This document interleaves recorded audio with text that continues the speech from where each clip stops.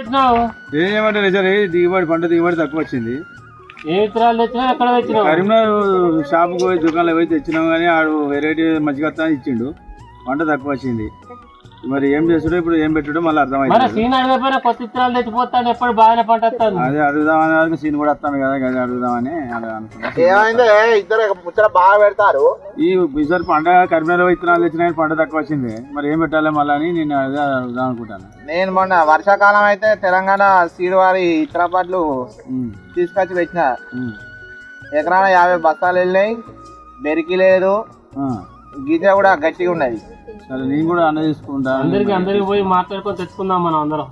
ఈసారి ఒకసారి మీరు చూడురి, చూసి మీ పంట పండిన వాళ్ళే మళ్ళీ మంచిగా వెళ్తే మీ చుట్టుపక్కల రైతులతో కూడా తెలంగాణ సీడు విత్తనాలనే పెట్టి. సరే పెట్టి దాంట్లో మరి పంట మంచిగా అయితే మనకు ఓకేనే. మనం కష్టపడే దాని కొరకు కాబట్టి మనం తెలంగాణ సీడు విత్తనాలు పెడితే మనకు బాగా దిగుబడి. ఓకే సార్, అదే పెడదాం. ఏమంటారు మనం అందరం అనుకొని అదే పెడదాం.